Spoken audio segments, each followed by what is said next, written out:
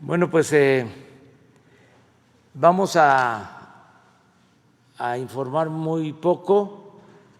Vamos a dedicar esta conferencia, este diálogo circular, en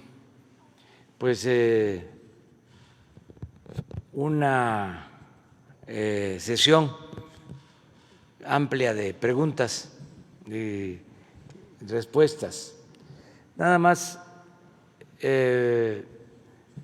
estamos muy satisfechos porque se logró un acuerdo para reestructurar la deuda de Argentina. Esto es una buena noticia porque estaban buscando una negociación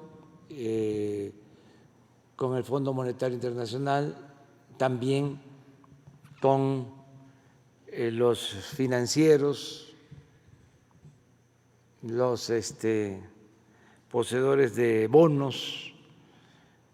Como ustedes saben, el gobierno anterior de Argentina contrató mucha deuda, dejó la situación financiera de Argentina en condiciones lamentables por el volumen de deuda, por los compromisos de pago en muy corto tiempo.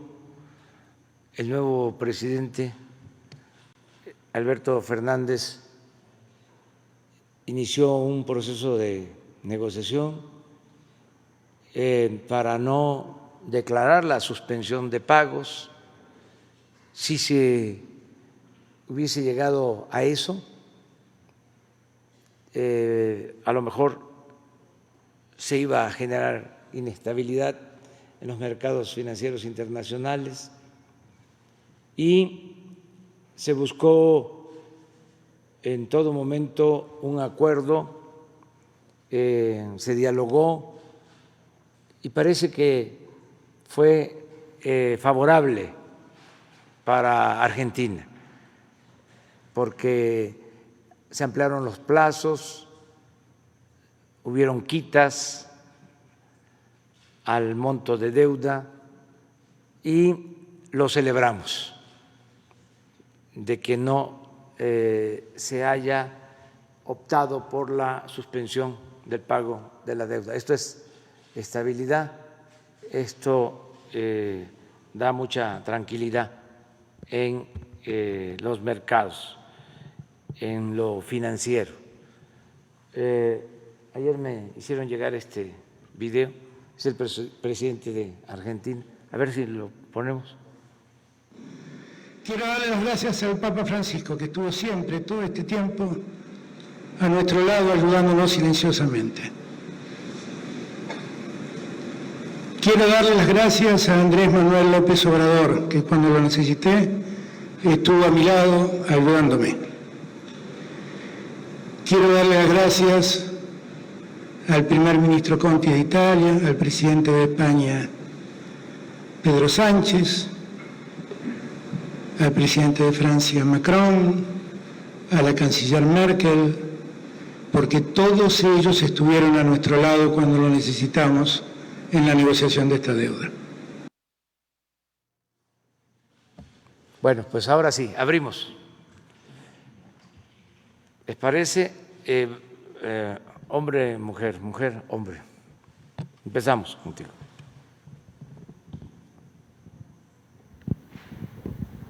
Buenos días, presidente. Berenice Telles, del Diario Nacional, 1+1. Mi pregunta está enfocada a, pues ya viene la solicitud del nuevo presupuesto para el ejercicio del próximo año. Y hay, al parecer, en la Secretaría de Comunicaciones y Transportes, pues una falta de eficiencia en el ejercicio de los recursos. Quisiera que nos pudiera aclarar un poco en qué consiste y qué va a suceder con estos recursos que no fueron ejercidos. Bueno, vamos a presentarles la propuesta de presupuesto que se va a entregar al Congreso. Va a estar aquí el secretario de Hacienda el día 9. Se entrega el 8 el proyecto de presupuesto para que se analice, se discuta y en su caso se apruebe en la Cámara de Diputados, porque esa es la facultad de la Cámara de Diputados.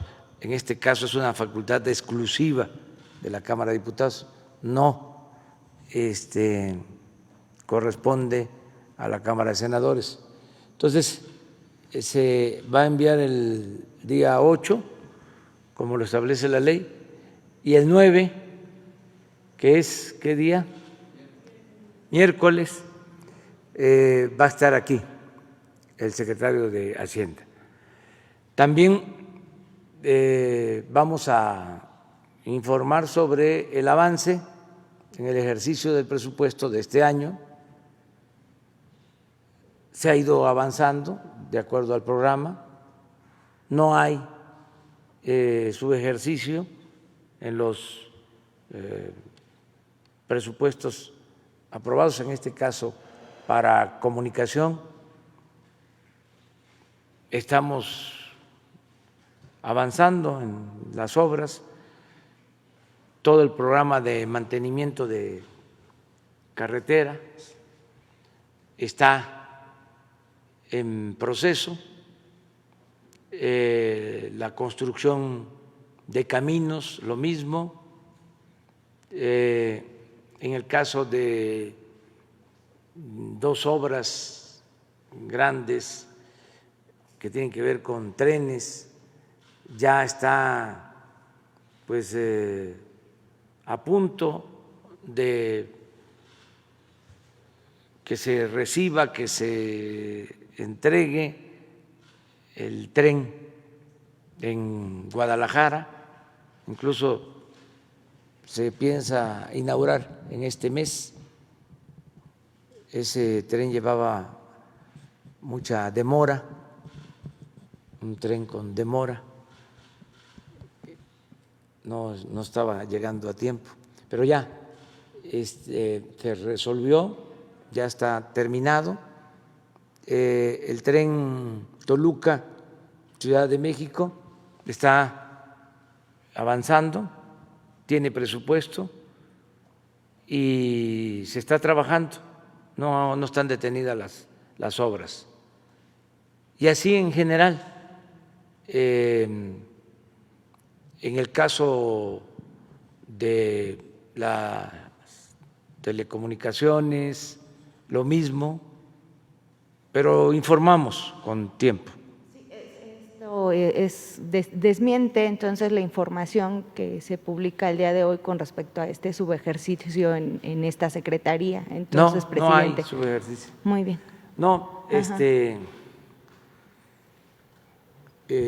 van bien. La secretaría se va avanzando. No hay subejercicio. Gracias. En general. Gracias.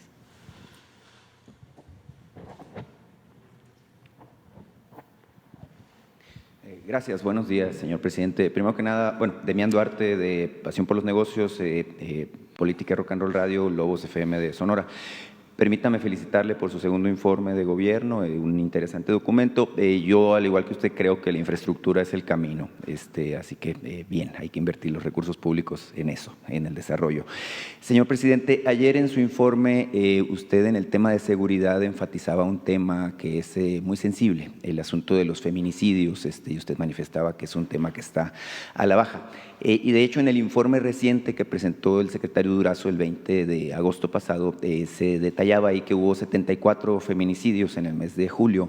Incluso se daba cuenta de que en Sonora bajó sensiblemente esta situación. Había 13 casos documentados entre el mes de enero y el de julio. Sin embargo, justamente el lunes pasado tuvimos en Empalme una situación que nos parece bastante grave en Sonora. Es una chica que fue víctima, es una chica de nombre Rosalía Yasmín, y fue asesinada no por una persona o no en un caso de violencia doméstica, no, fue asesinada por un comando armado. De hecho, le dieron 9 balazos por fuera de su casa. Ella tenía un puesto de comida que ponía a su familia fuera de su casa y ahí fue asesinada. Esta situación se suma evidentemente a la lamentable estadística de feminicidios. No quisiéramos que ninguna mujer más fuera violentada ni asesinada en México. Sin embargo, también expresa una situación de inseguridad que vivimos en Sonora, muy en particular en la región de Guaymas y Empalme. Los ciudadanos de estos dos municipios me contactaron y me pidieron que le expresara su preocupación por la situación. Me dicen que son un par de ciudades sin ley, donde las autoridades no han podido hacer nada para frenar la ola de violencia, y en particular, me pidieron que le expresara esta situación, la preocupación por el caso de Yasmín, pero también pedirle que se intervenga de manera tajante para frenar la ola de violencia y de inseguridad que se vive ahí. ¿Qué les puede responder, por favor? Bueno, pues que tienen razón, son crímenes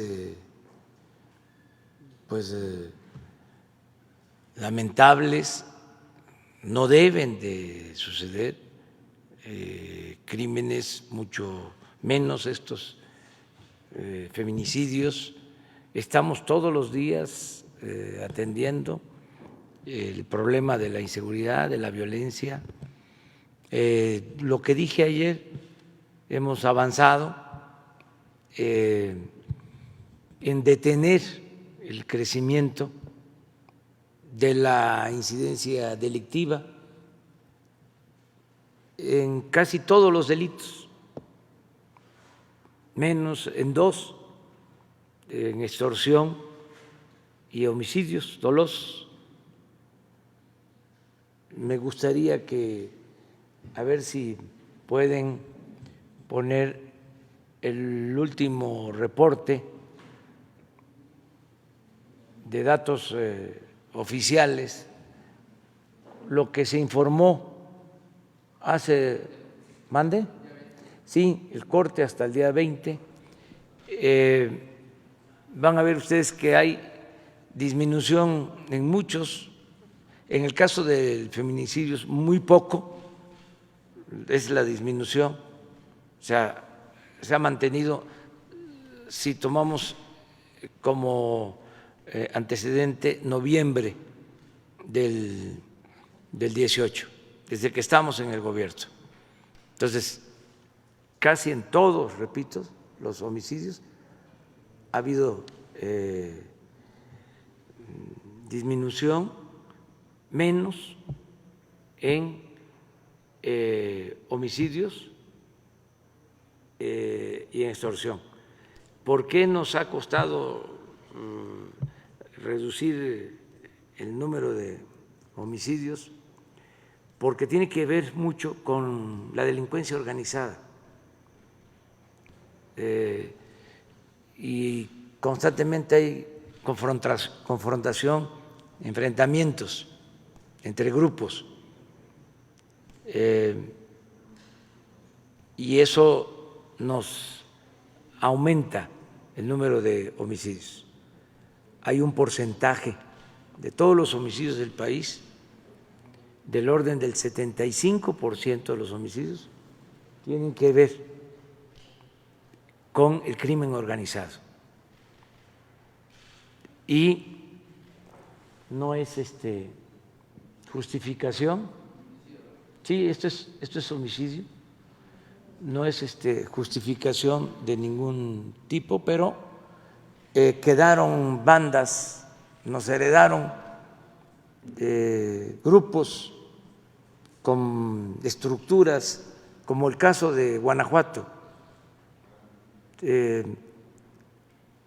donde se dejó que un grupo dominara por mucho tiempo, se produjo en los últimos tiempos mucha violencia, mucho enfrentamiento.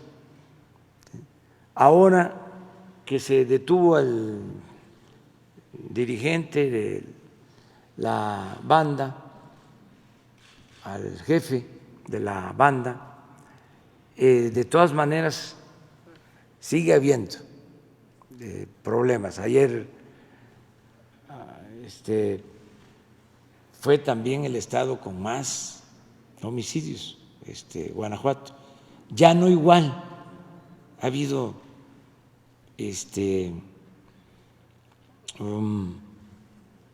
una disminución, pero sigue habiendo, que tiene que ver con el enfrentamiento de bandas. Ahí fue muy lamentable que asesinaron al vocero de la Fiscalía del Estado de Guanajuato, y ahí tenemos problemas, pero y lo de extorsión va acompañado, es parte de lo mismo. Yo espero que se vayan quedando aislados, solos, porque estamos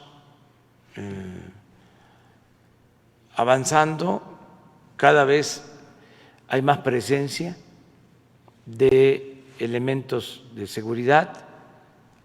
Ayer hablé de que ya son 97,000 elementos de la Guardia Nacional, 97,000, eso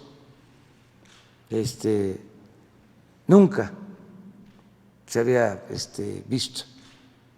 Ya hay más elementos en varios estados de la Guardia Nacional que policías estatales.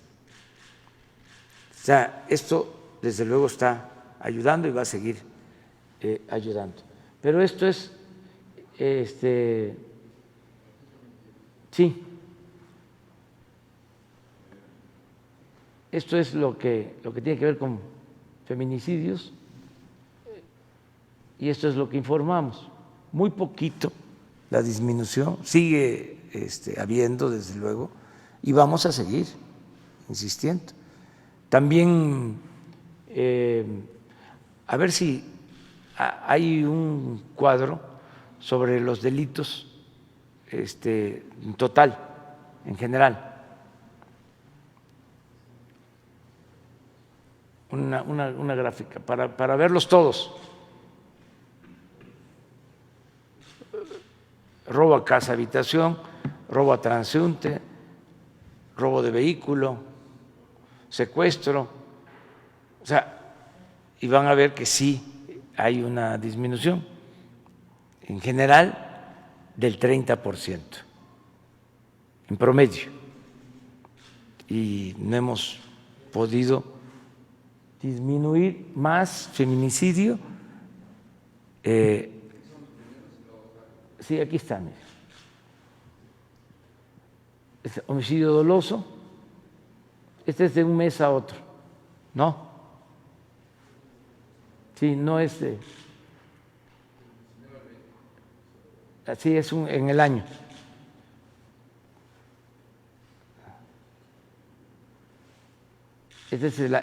Yo comparé noviembre del 18 a el día de hoy, o sea, a la actualidad. Pero esto es lo que nos está pasando.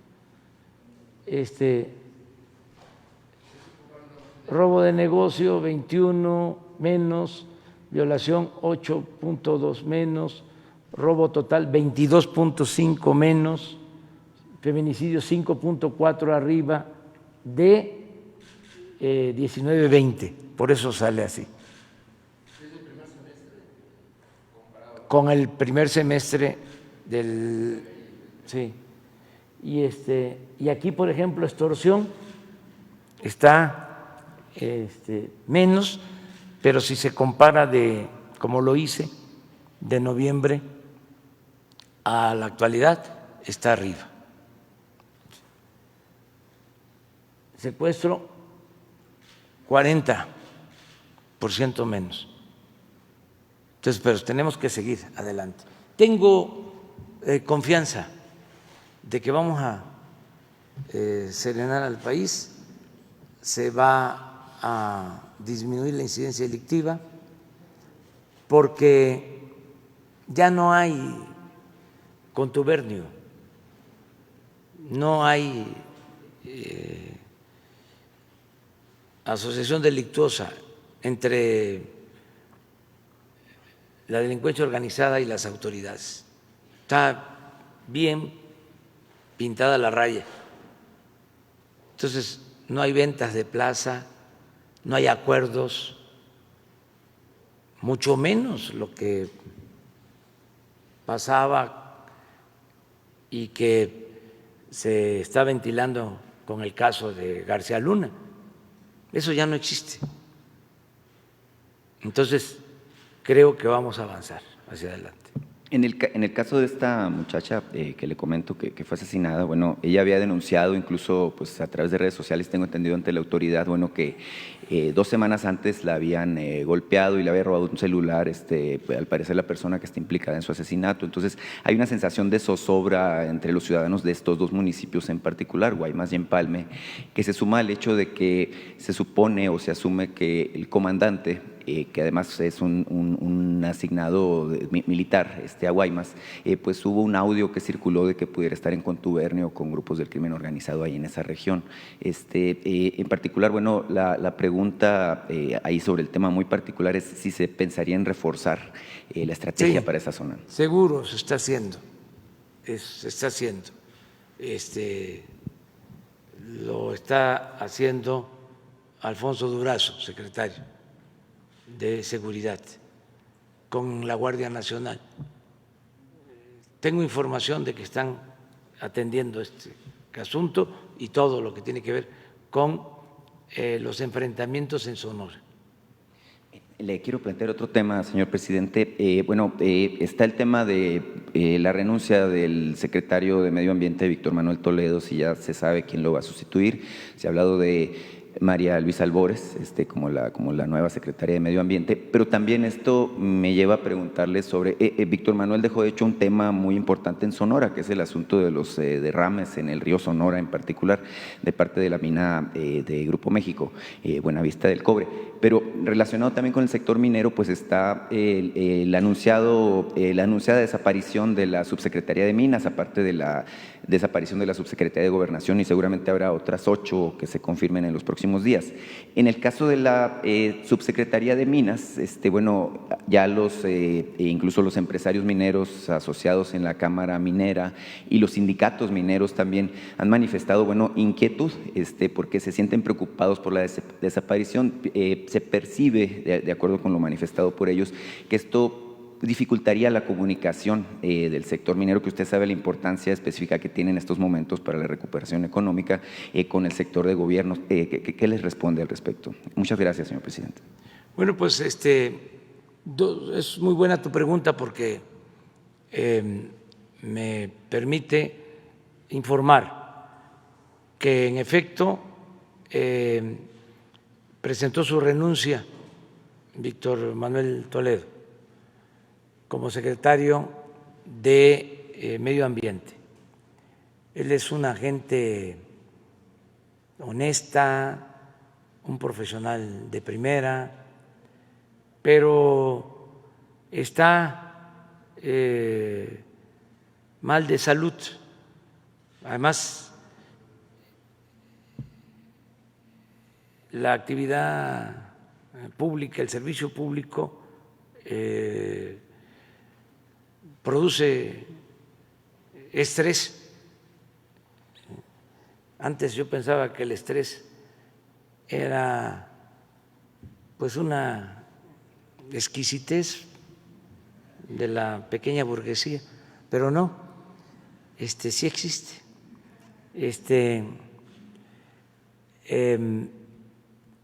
Y no todos estamos hechos para resistir presiones. Él es un agente, repito, de primer orden. Yo diría que el ecologista, ambientalista más culto del país y consecuente del país. Entonces, me estaba ya informando de que no se sentía bien porque no le estaba ayudando su salud y que pensaba renunciar. Desde antes de que se generara la polémica por lo de el agroquímico, y ya la semana pasada pues me dijo que no podía seguir. Entonces ya me presentó su renuncia, como se dio a conocer en los medios, por eso también lo doy a conocer, porque ya es de dominio público, casi. Entonces, en efecto, deja la secretaría, regresa a la academia, él es un investigador de la UNAM, y va en su lugar María Luisa Albores, que también es ambientalista, es la actual secretaria de Bienestar. Y para Bienestar va a ascender el subsecretario, Javier May. Eso se va a formalizar el día de hoy. Entonces, aprovecho para que se sepa. Acerca de los subsecretarios, o mejor dicho, de los cargos de subsecretarías que se van a eliminar, tiene que ver con el plan de austeridad republicano. Tenemos que ajustar el aparato administrativo, porque tenemos que apretarnos más el cinturón. El gobierno tiene que apretarse más el cinturón para tener presupuesto y seguir ayudando a la gente. Antes, como siempre lo he dicho, cuando había una crisis, se le decía a la gente que ni modo, se tenían que apretar el cinturón. Se les pedía siempre al pueblo que se apretara el cinturón. Ahora el que se aprieta el cinturón es el gobierno. Entonces, no desaparecen las funciones, o sea, va a seguirse atendiendo todo lo relacionado con la minería, pero lo va a hacer una de las dos subsecretarías de la Secretaría de Economía, que asume esa función.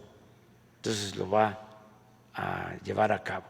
Y lo mismo en Gobernación, en Agricultura, en Hacienda, en Energía, en fin, en todas las secretarías prácticamente se van a eliminar estos cargos, una subsecretaría, para gastar menos. Antes le costaba mucho al pueblo mantener al gobierno. Es un aparato burocrático costosísimo, oneroso. Por eso todo el presupuesto se consumía en el mismo gobierno. El gobierno estaba ensimismado y no le llegaba nada a la gente. Si el presupuesto es dinero del pueblo, pues tiene que procurarse que se le entreguen recursos a la gente del presupuesto. No que estemos muy bien nosotros, que haya una especie de burocracia dorada, que como era antes, ¿no? Los funcionarios, sueldos hasta de 700,000 pesos mensuales y personal de más, uno para abrirle la puerta del coche, ¿no?, al alto funcionario, otro para cargarle el portafolio, otro para indicarle por dónde tenía que caminar, 20, 30 detrás. O sea, siempre los altos funcionarios rodeados de guardaespaldas, ¿no?, de alcahuetes, de lambiscones, asesores a diestra y siniestra. Ya no hay eso. Entonces, estamos haciendo más con menos. Esa es la austeridad republicana. Pues nos vamos a ahorrar bastante dinero. Ahora, en el informe se explica, nos hemos ahorrado por no permitir la corrupción y por la austeridad republicana, calculo en el tiempo que llevamos, más de 500,000 millones de pesos. Por eso no tenemos problema para financiar los programas de bienestar que van a la gente. No tenemos problema para financiar la educación pública, para financiar la salud. Imagínense, tuvimos que estamos enfrentando la pandemia y en vez de reducir el presupuesto, se amplió el presupuesto en 40,000 millones de pesos adicionales, el presupuesto de salud. Nada más, lo dije ayer, se contrataron 47,000 trabajadores de la salud por la pandemia.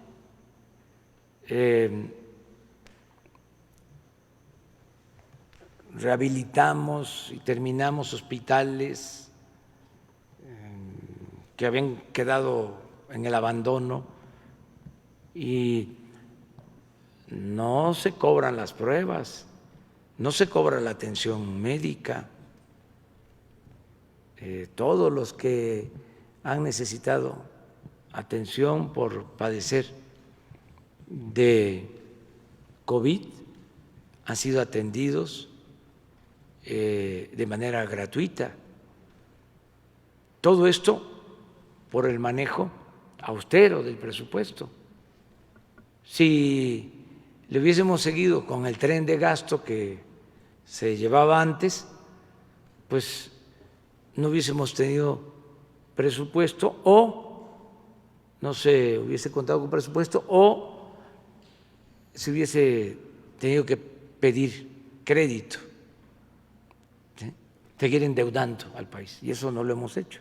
Entonces, por eso la austeridad, pero sí es bastante lo que hemos ahorrado y vamos a seguir así, porque la austeridad no es un asunto administrativo, es un asunto de principios. No puede ser que el presupuesto, que es de todos, lo disfruten solo una minoría y que el pueblo no reciba nada o reciba muy poco. Entonces estamos procurando una distribución equitativa, justa del presupuesto.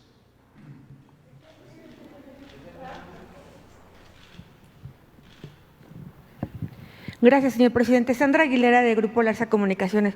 Presidente, antes que nada quiero darle las gracias porque después de haber hecho la denuncia del robo de insumos en el Hospital del Iste de Cancún por el director general, bueno, se hicieron las investigaciones y ya no se encuentra laborando él. Le quería dar las gracias. Ahorita la subdirectora administrativa está siendo investigada. Nada más que aquí haya un rumor, presidente, porque dicen que el doctor Pedro Centeno Santaella será supuestamente el próximo director de la empresa que usted hizo de distribución de medicamentos. El doctor Pedro Centeno también tiene denuncias en la función pública por cubrir a estas administradoras. Ellas están en diferentes clínicas del Iste, no se conocen entre sí.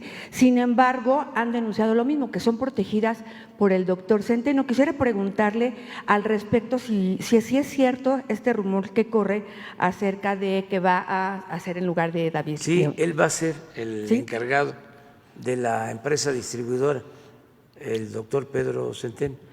Y la pregunta es si están en investigación acerca de todas estas denuncias que no se han sabía, hecho. pero nos tiene que informar la Secretaría de la Función Pública. Perfecto, sí, porque están Conozco preocupados. a Pedro Centeno desde hace muchos años, es un profesional, luchador social, y no creo que él esté involucrado en actos de corrupción, pero de todas maneras vamos a pedir información a la Secretaría de la Función Pública. Gracias, presidente. También le quería comentar que por otro lado vino el doctor Lehmann, muchas gracias, que como se lo solicitamos del hospital de Pemex, porque tenemos muchas denuncias de mucha gente, sobre todo de adultos mayores, presidente, que pues están casados, personas de 80 años con otra persona de 83 años, donde padecen mucho de que no hay insumos, no hay medicamentos, no hay nada. Entonces ellos nos están solicitando si puede haber un departamento de atención a derechohabientes, así como lo hay en el IMSS, en el ISSSTE, en INSABI, que generalmente nosotros canalizamos las denuncias y siempre les dan atención. En Pemex no existe, y el doctor Lehmann pues nos dijo que no hace falta en Pemex nada y que todo está perfecto. Entonces quisiera pues saber si podría haber la oportunidad de que los atiendan, porque son muchas, cada vez hay más denuncias de estas personas. Sí, yo me encargo de eso. Y ya por último. Bueno, le comentamos al doctor de Pemex para que les pongan para que se apoye. Muchas gracias. Y por otro lado, los migrantes están diciendo que quieren firmar esa acta para lo que es de los expresidentes, para poder tener acceso. Ya ve que se están corriendo ahorita todo lo que son las actas para firmar, sin embargo, para el juicio de los expresidentes. Sin embargo, les piden su INE y ellos no han podido tramitarlo y no pueden acreditar que son mexicanos porque se los han impedido. Entonces, quieren saber qué pueden hacer para poder participar en esto. Gracias, presidente. Sí, yo creo que va a haber cada vez más información sobre la posibilidad de la consulta. Ya estoy viendo que hay iniciativas de ciudadanos para reunir las firmas, que es el primer paso. Y se va a dar respuesta a los que trabajan en el extranjero, si ellos pueden también firmar. Yo creo que sí. Ellos son ciudadanos mexicanos, si tienen su credencial de elector, porque sí hay que sí, identificarse y presentar la credencial de elector. Creo que es básico, un requisito básico. Y poco a poco se va a ir sabiendo más. Tenemos hasta el día 15 de septiembre. Primero hay que observar si se va a llegar al número de firmas. No es fácil, pero pues depende de la gente. Si no, está la posibilidad que lo hagan los legisladores, y si no, lo va a solicitar el presidente, como lo establece el procedimiento legal. Pues sí se va a hacer.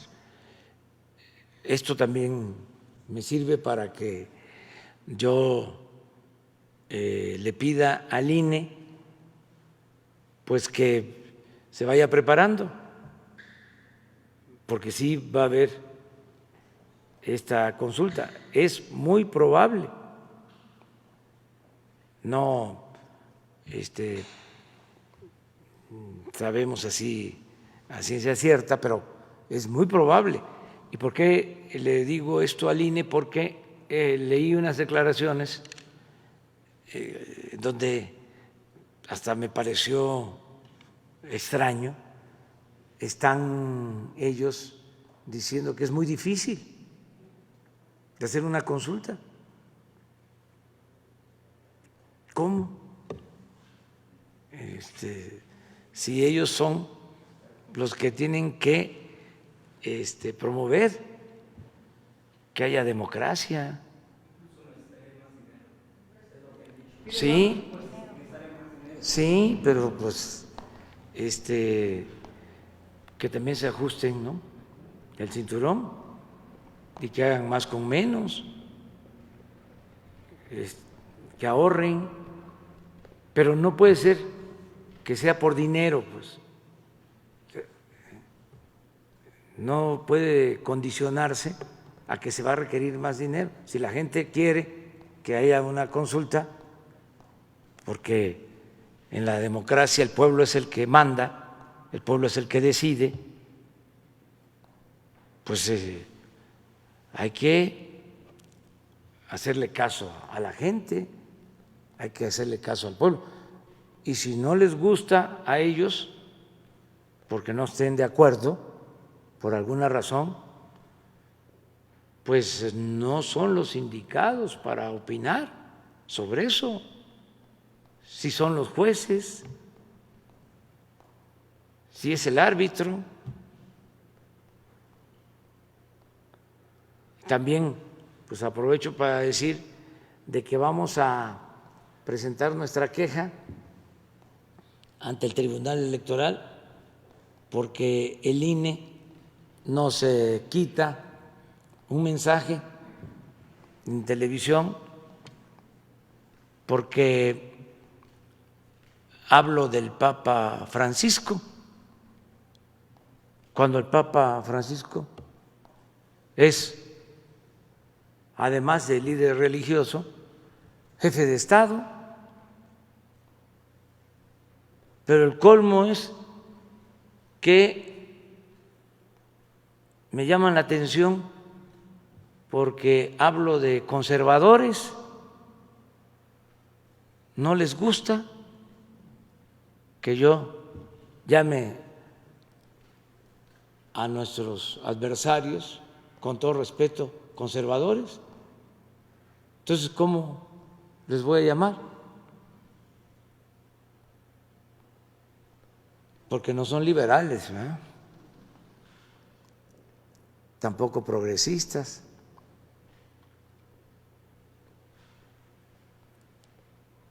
Entonces vamos a ver esto porque están queriendo censurarnos, y la libertad. No nos podemos quedar callados Y aquí está prohibido prohibir.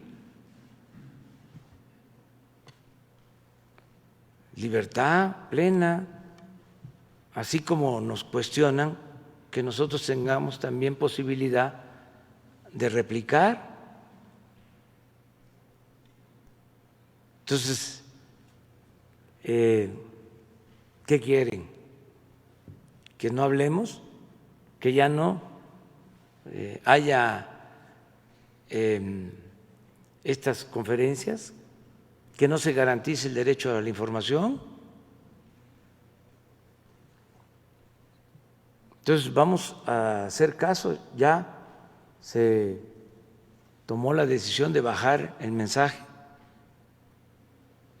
para obedecer, pero bajo protesta y presentando a la instancia superior nuestra queja, que sería el tribunal.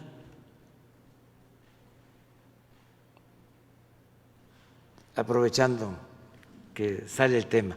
Muy bien, compañero. Gracias, presidente. Buenos días, Víctor Blogs para México Informa. Le quiero hacer una pregunta, presidente, respecto a lo que está comentando ahorita. Usted ha comentado y lo ha mencionado muchísimas veces que en su gobierno no existe la censura para los medios de comunicación y sobre todo hablo por los medios independientes, los medios digitales, porque han denunciado compañeros que sí existe una regulación por parte de verificadores en plataformas digitales, en particularmente, pues ya sabe, Facebook, YouTube, Twitter. La situación es de que estos verificadores que revisan el contenido clasifican el contenido como falso o engañoso, cuando usted también lo ha comentado aquí en sus conferencias, presidente, periodistas, columnistas reconocidos también han creado o publicado información falsa en ese sentido. Entonces, la pregunta sería, ¿quién verifica al verificador? ¿O quién sería el encargado para realmente verificar que se ponga en una balanza correcta o que se equilibre más bien el contenido, que al fin y al cabo pues es el que se comparte en las redes sociales, presidente? Entonces, esta sería la primera pregunta, presidente. Pues yo pienso que corresponde tanto a Twitter como a Facebook establecer reglas que no limiten la libertad y que al mismo tiempo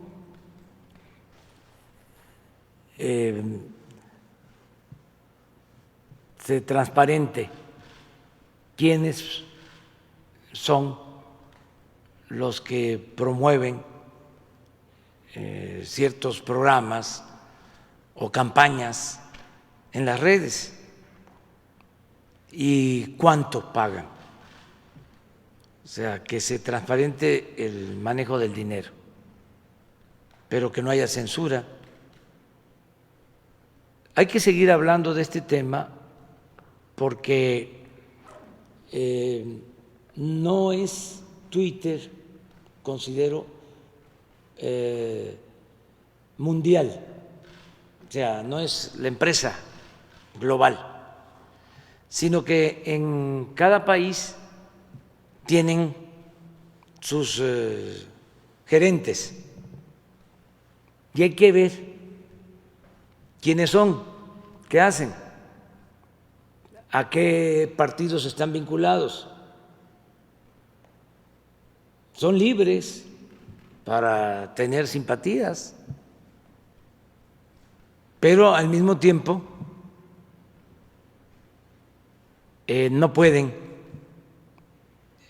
utilizar esos instrumentos para sesgar o distorsionar la información o utilizar esas redes para atacar a quienes consideran opositores o adversarios. Sí, vamos ahora a buscar que se concrete, que vengan, que informen, porque sí hay muchos bots y la pregunta es, ¿quién paga? ¿Quién es el que está financiando? Es un poco lo de las llamadas organizaciones no gubernamentales. Esta asociación, ¿cómo se llama? Mexicanos en pro de la corrupción, que se enojan mucho porque dimos a conocer que tienen financiamiento hasta del extranjero para atacarnos, y ellos se sitúan, se colocan como paladines de la transparencia. No siempre son los que están dando a conocer denuncias en contra nuestra y promueven amparos. Y bueno, si tienen financiamiento de empresas, de asociaciones extranjeras, fundaciones, pues vamos a saber quién es quién en la promoción, transparencia. No es limitar la libertad, no, sino saber si es inserción pagada. ¿Se acuerdan cómo era antes en los periódicos? Se publicaba una página y se le ponía inserción pagada para que el lector supiera de que se pagaba. Hay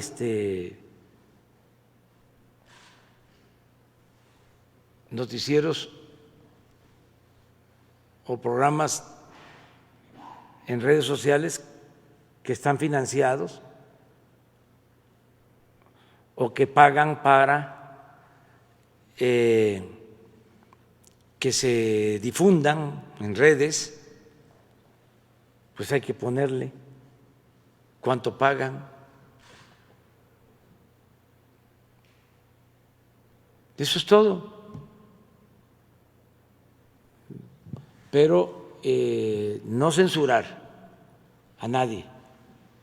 Presidente, la segunda situación es su opinión al respecto, ahorita también lo que usted estaba comentando sobre el INE. En 2 estados de la República comentaron, o más bien comenta el INE de que no va a poder transmitir ya la mañanera. Si usted me puede dar su punto de vista al respecto. No estoy de acuerdo porque esto no es propaganda, es información. Y también ya presentamos nuestra queja sobre este tema. Si estuviese yo llamando a votar por un partido o por un candidato, pero aquí se tocan temas generales, se informa. Entonces, hay que analizar este asunto, si es una intromisión al proceso electoral, si realmente se concibe o se puede considerar como propaganda, pero analizarlo para que se resuelva bien. Y estamos acudiendo a las instancias, no es solo la definición del INE, sino tenemos que ir al tribunal para ver qué resuelve. Compañera, mujer, pero ella. Tú eres Sheila, ¿no? Sí, es que estoy tratando de que como ya habló uno de Sonora, pero mañana sí. Gracias, presidente. Lisbeth Álvarez, del diario Basta y Grupo Cantón. Presidente, el día de ayer, durante su informe, había ciudadanos que vinieron para felicitarlo. Sin embargo, hay dos temas también que a ellos les piensan que todavía falta en su gobierno. Uno de ellos es que falta que la Guardia Nacional sustituya a la Secretaría de la Defensa Nacional, porque estamos viviendo un estado policía y el pueblo está subordinado a las Fuerzas Armadas. Otro de los temas es que ellos me mencionan que falta una Secretaría de la Presidencia para que coordine a todos los secretarios porque estos no están jalando parejo. Fueron sus comentarios que hicieron el día de ayer. Mi primer cuestionamiento. Gracias. Bueno, pues ese es el propósito de informar. Algunos opositores dijeron que no había nada nuevo en el informe, que fue como una mañanera. Pues a lo mejor tienen razón, porque como informamos todos los días, antes un presidente no informaba, solo en el informe, entonces estaban esperando noticias espectaculares, ¿no? Si se daban, pero nosotros aquí estamos diario informando. Claro, en el informe de ayer lo que hice fue reafirmar cuáles son nuestros principios básicos para la acción gubernamental, lo que venimos haciendo, cómo a pesar de la pandemia no hemos dejado de avanzar en el propósito de transformar al país. Se nos presenta esta situación difícil de la pandemia, pero seguimos combatiendo la corrupción, seguimos llevando a cabo nuestro programa de progreso con justicia, haciendo obras públicas, creando empleos y, sobre todo, garantizando el bienestar del pueblo. No nos desviamos, dije, de que de 100 compromisos ya hemos cumplido 95 y espero poder cumplir los 100 al 1 de diciembre. A lo mejor va a haber uno ahí más difícil de los 5 que faltan, que es el que puedan trasladarse todas las dependencias federales, la descentralización a los estados, que a lo mejor no vamos a poder cumplir eso en diciembre, pero vamos a tener ya avances, ya algunas secretarías ya en los estados. Eso se detuvo por la pandemia y necesitábamos actuar aquí. Si se dan cuenta, pues estuvimos mucho tiempo aquí.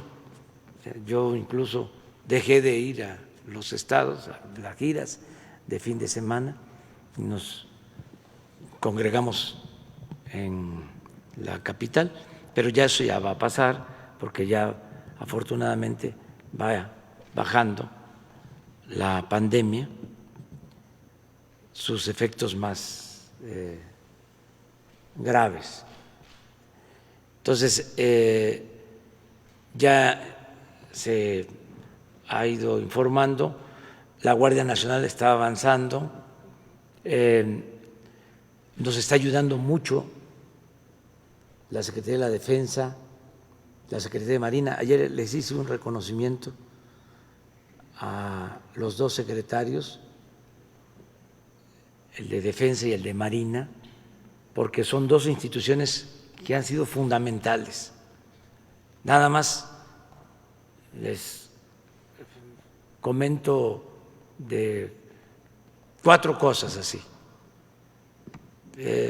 Tuvimos el problema del desabasto por el combate al huachicol y de inmediato, ¿no?,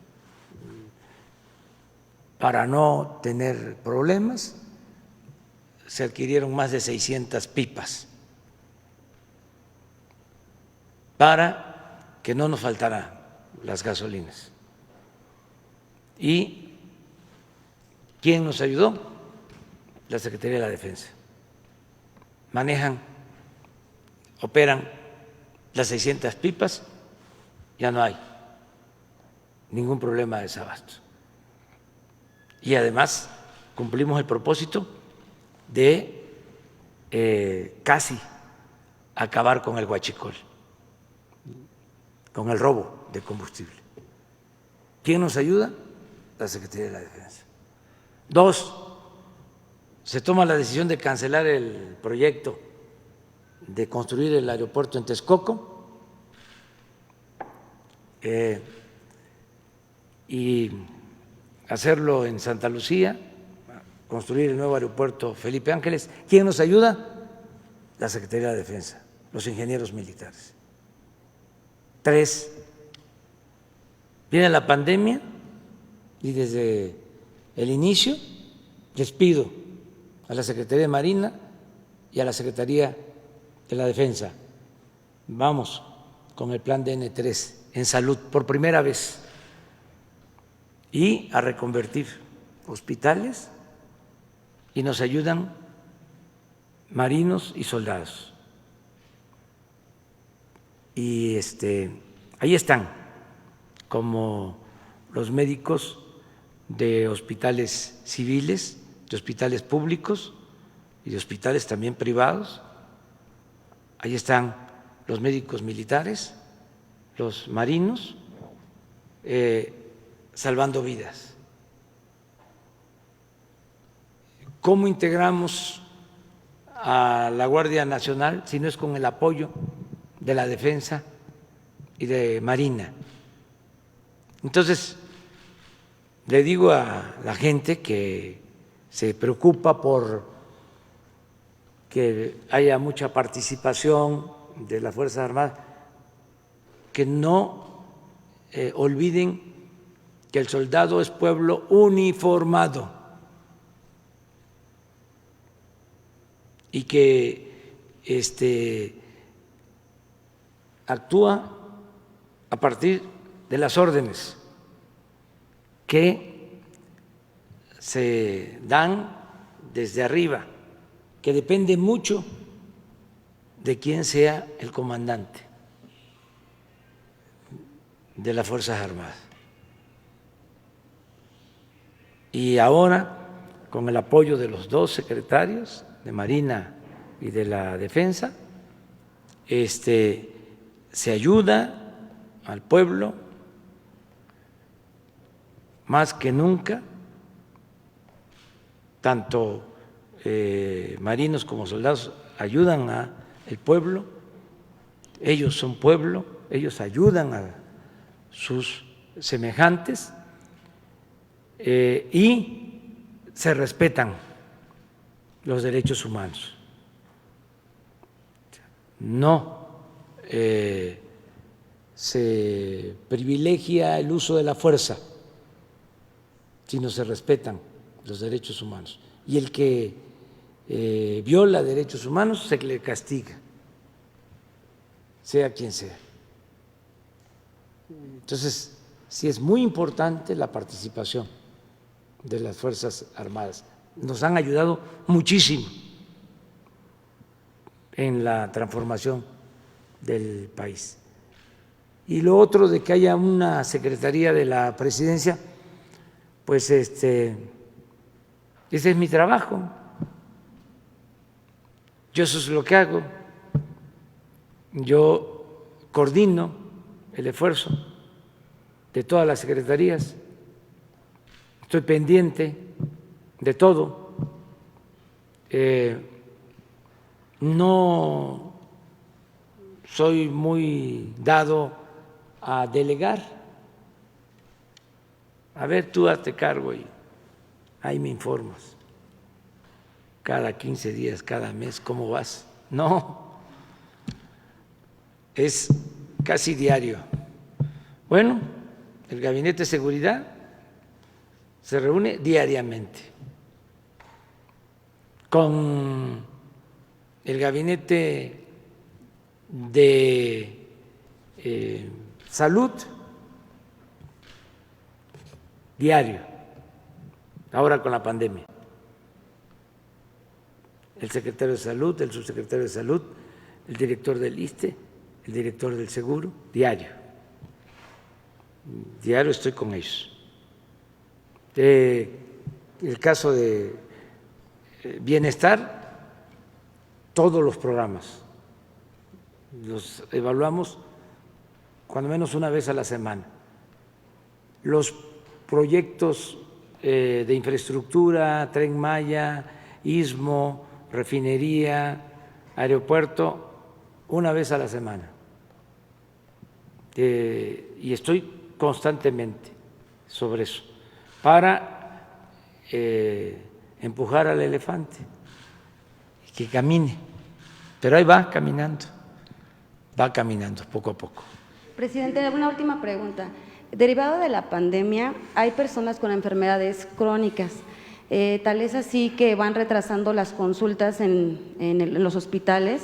Por ejemplo, personas con leucemia, que han retrasado estas consultas porque, bueno, están atendiendo principalmente a personas con COVID.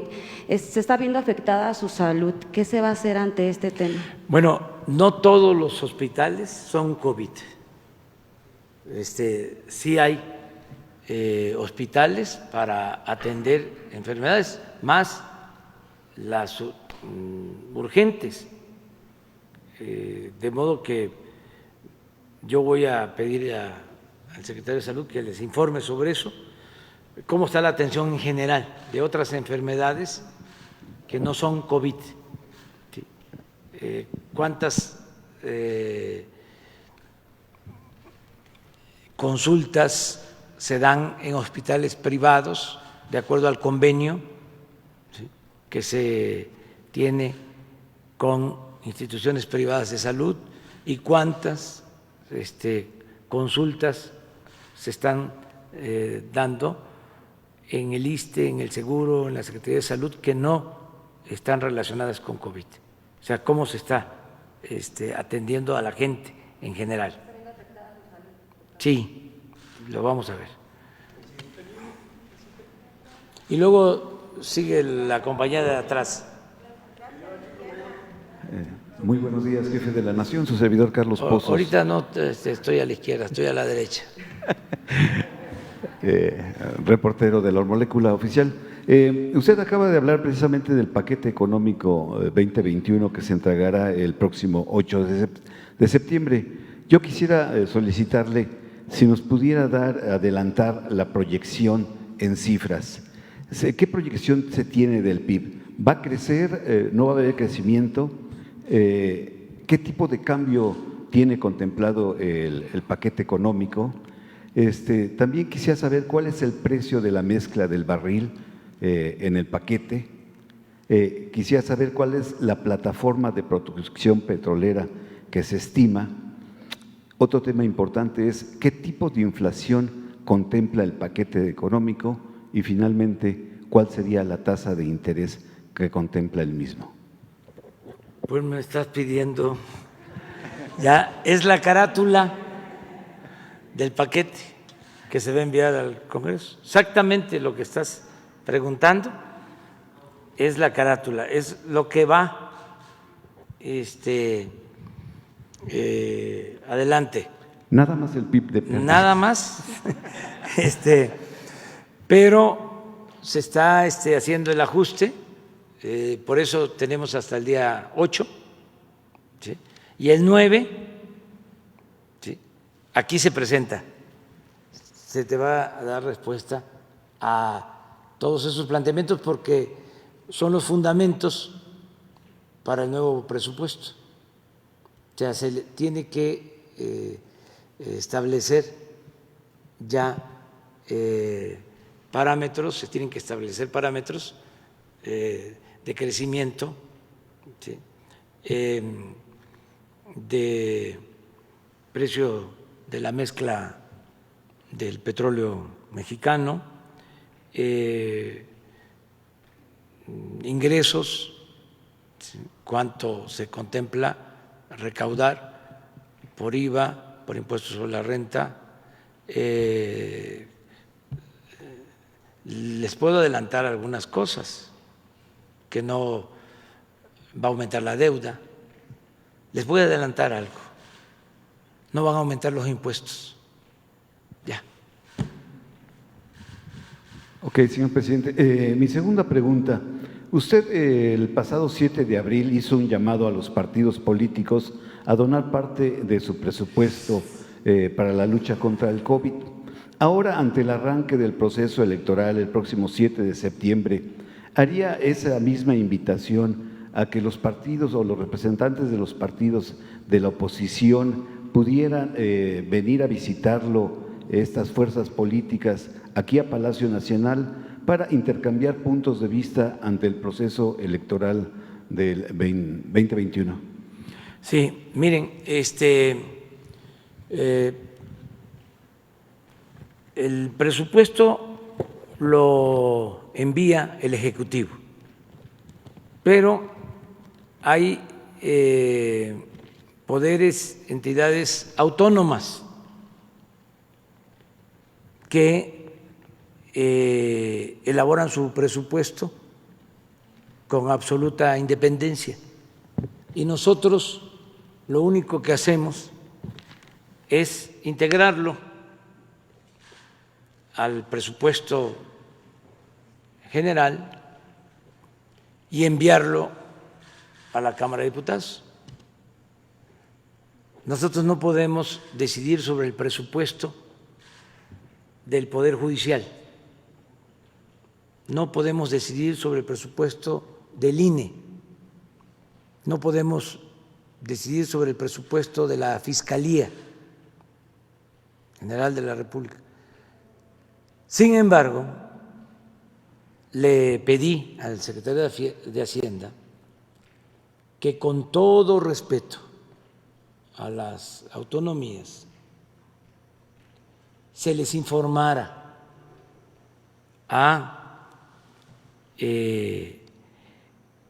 estos poderes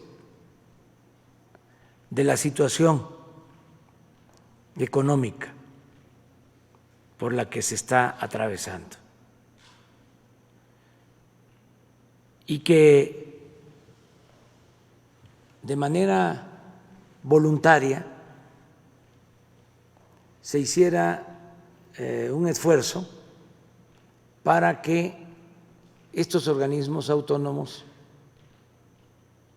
ahorraran lo más que se pueda.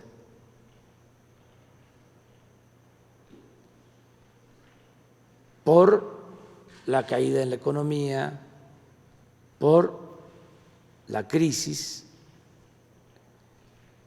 sanitaria, se envió un escrito hace como 5 días o una semana, de manera muy respetuosa. Y yo considero que van a tomar en cuenta este llamamiento. Lo han hecho ya en otras ocasiones. El año pasado, por ejemplo, el Poder Legislativo redujo mucho sus gastos, porque en otros tiempos se daban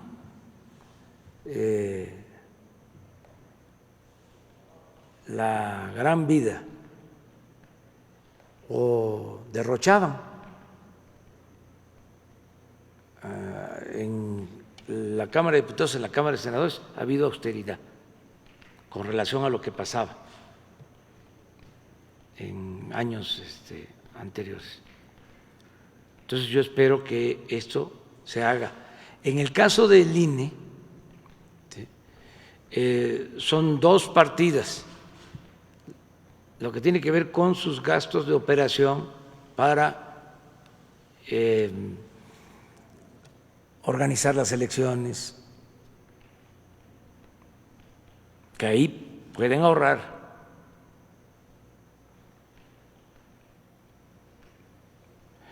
Y la otra partida es la que el INE entrega por ley a los partidos. Y hay una iniciativa en el Congreso para reducir el presupuesto de los partidos, nada más que no ha podido pasar, no han querido aprobarla.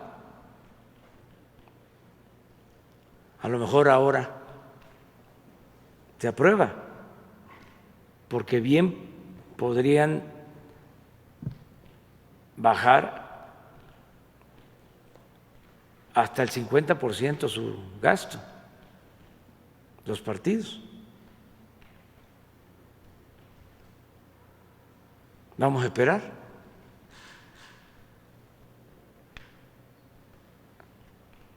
En una de esas nos dan la buena noticia de que van a utilizar la mitad nada más del presupuesto.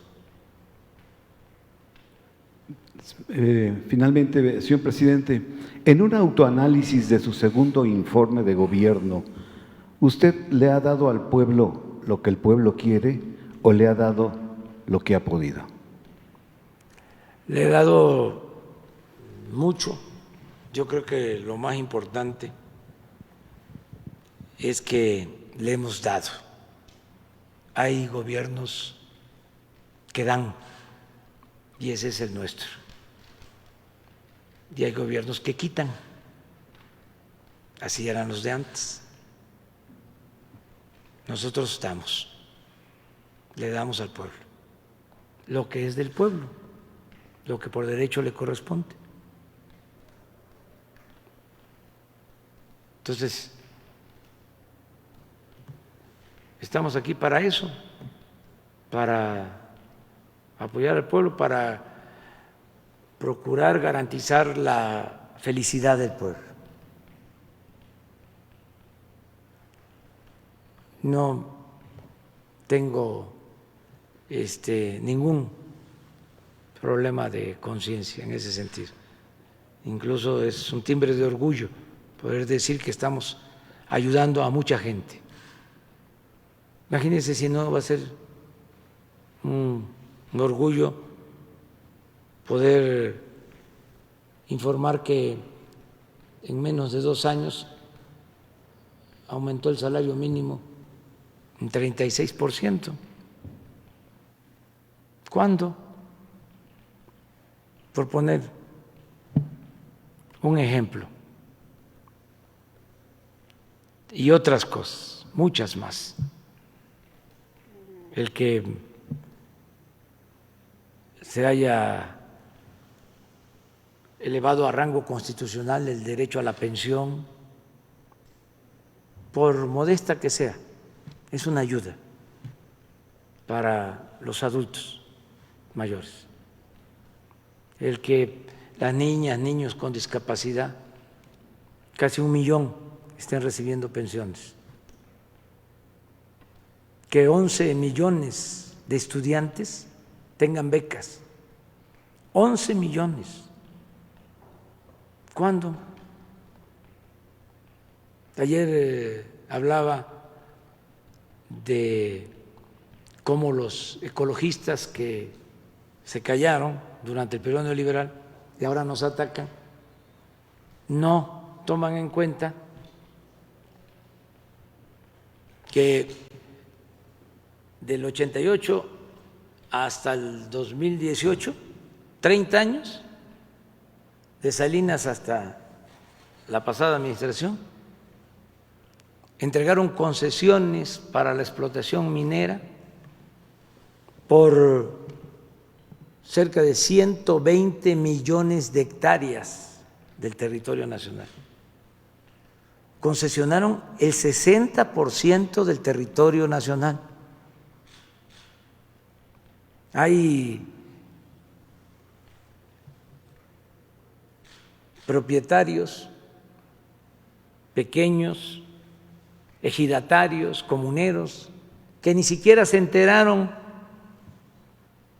de que ya lo que está debajo de sus tierras, lo que está en el subsuelo, ya está concesionado, en muchos casos a empresas extranjeras. Ni Porfirio Díaz se atrevió a tanto. 60 millones, perdón, 120 millones, 60% del territorio nacional. Y como si hubiese pasado de noche, ahí el estado de ustedes, Sonora, casi todo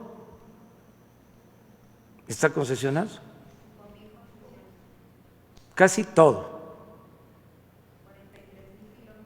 Sí, sí, Chihuahua, Durango, bueno, Oaxaca.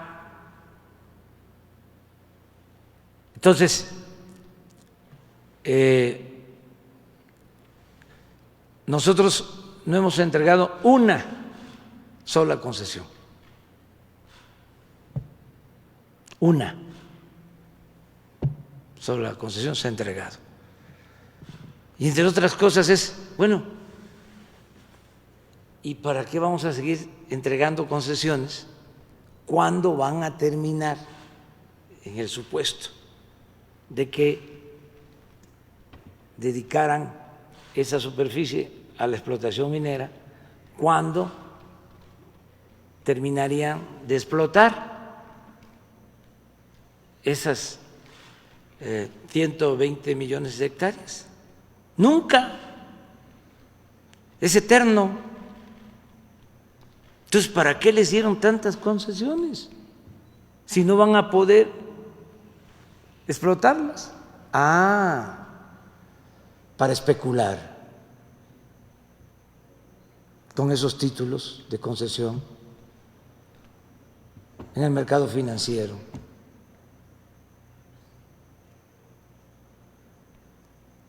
Pero, ¿qué hicieron los ecologistas, los ambientalistas, cuando hasta el cerro de San Luis Potosí, que es el emblema del Estado, desapareció? Lo devastaron. ¿Dónde estaban?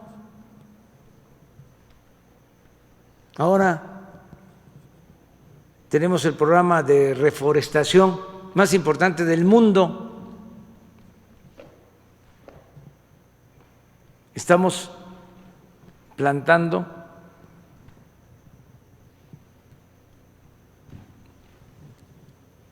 $1,000 millones de árboles, 1,000 millones de árboles frutales y maderables. Entonces, sí me genera satisfacción el poder decir, se está ayudando a la gente. Imagínense para sembrar estos árboles están trabajando de planta de manera permanente más de 400,000 sembradores que están recibiendo un jornal para sembrar en sus parcelas, sean pequeñas propiedades o ejidos. Más de 400,000. Y lo vamos a mantener este programa todo el sexenio. No les va a faltar nunca su apoyo. No hay permiso para maíz transgénico, para el fracking.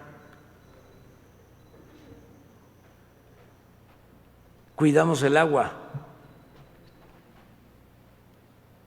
Que los gobiernos neoliberales hubiesen convocado a una consulta para ver si se permitía la construcción de la cervecera en Mexicali, ¿lo hubiesen hecho? Si ellos habían dado ya permiso para dejar sin agua a la población de Mexicali. Entonces sí me siento muy orgulloso y satisfecho. Desde luego falta mucho para sentar las bases al 1 de diciembre, porque en estos 3 meses vamos a avanzar muchísimo para dejar ya los cimientos y luego terminar la obra de edificación, o sea, consolidar la transformación, seguir atendiendo al pueblo para seguir contando con su respaldo, porque es así. Si se atiende al pueblo, hay respaldo del pueblo. Si no se le atiende al pueblo, no dura un gobierno, o dura con el uso de la fuerza, o dura comprando lealtades, comprando conciencias, pagando publicidad con dinero para que se alabe al gobernante. Pero sostenerse sin entregar dinero para publicidad, sostenerse llevando a cabo una transformación, requiere del apoyo de la gente. Lo que decía el presidente Juárez, con el pueblo todo, sin el pueblo nada. Entonces, hasta ahora nos ha estado apoyando el pueblo, nos respalda la mayoría de los mexicanos y por eso vamos a seguir adelante. Buenos días, presidente.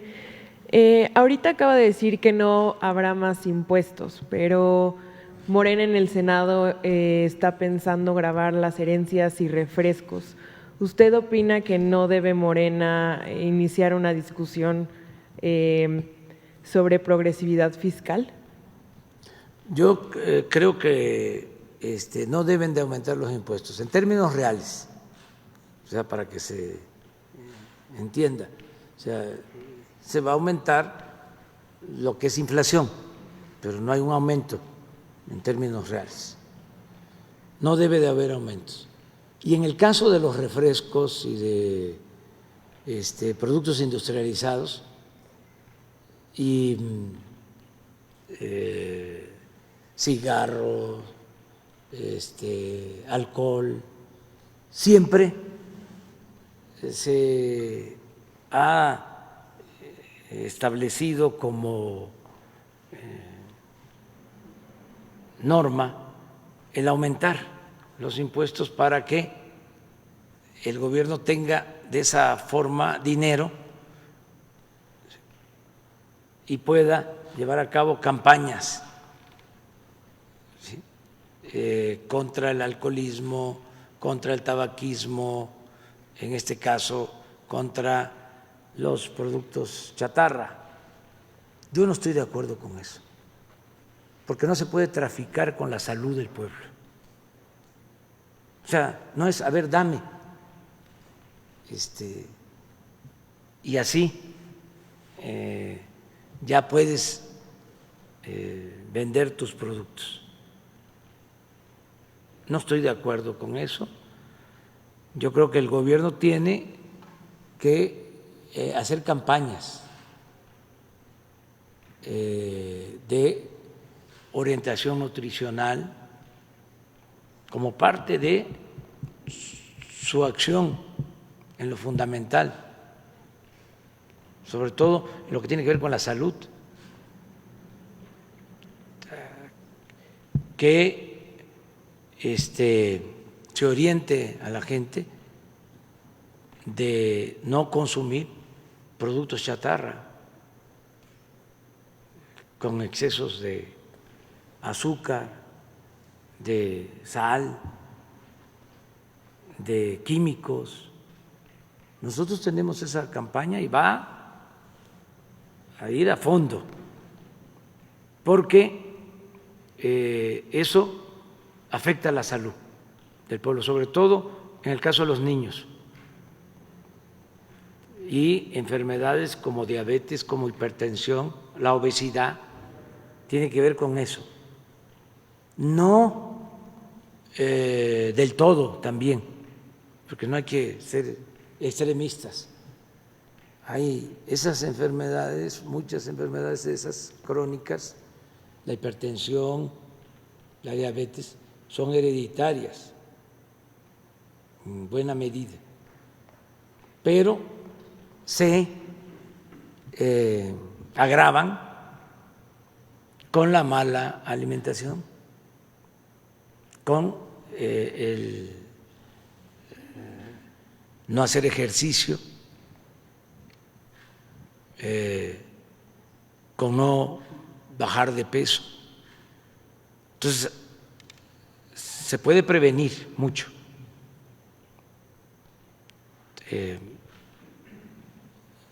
Ahora se ha ido avanzando porque ya hay un nuevo etiquetado en donde se informa sobre lo que contienen los productos industrializados.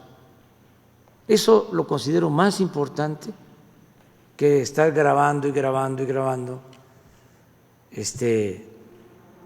estos productos. Además, a veces, ¿saben qué llevan a cabo algunas empresas?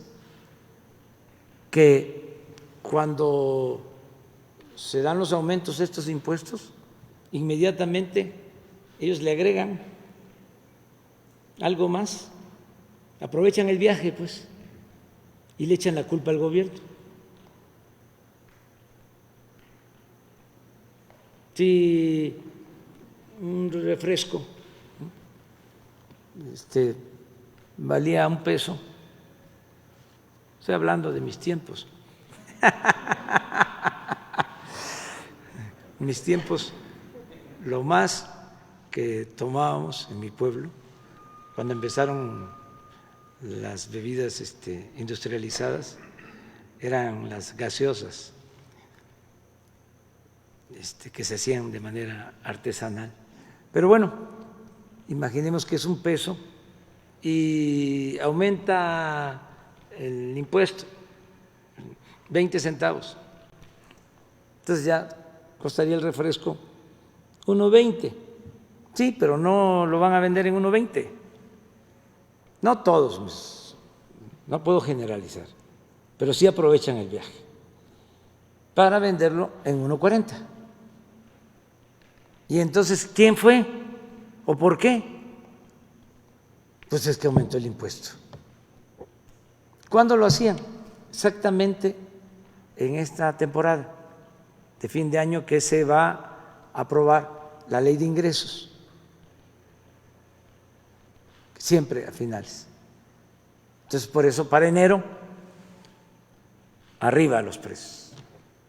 Entonces, presidente, ¿no está muy de acuerdo con estas iniciativas? No, pero además,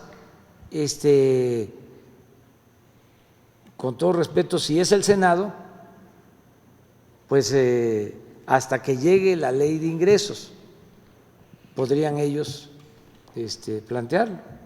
Y tienen facultad en el caso de la ley de ingresos. En el caso del presupuesto, no. El presupuesto es facultad exclusiva de la Cámara de Diputados. Presidente, y en otro tema preguntarle si se puede esperar que en el proyecto del presupuesto del 2021 que usted va a presentar vendría un plan de reactivación basado en obras de infraestructura como piden los empresarios. Pues sí, desde luego. Viene presupuesto para las refinerías, viene presupuesto para la producción de petróleo, viene presupuesto para la generación de energía eléctrica, viene presupuesto para el Tren Maya, viene presupuesto para terminar el aeropuerto Felipe Ángeles, viene presupuesto para conservación de las carreteras, viene presupuesto para construir nuevos caminos, muchísima infraestructura, mucha. Con la participación de la iniciativa. Además, con participación de la iniciativa privada, pero sin endeudar al país, porque un día les voy a mostrar cómo se endeudaron gobiernos con la pandemia, porque siguieron con la misma estrategia neoliberal, siempre en las crisis, más deuda.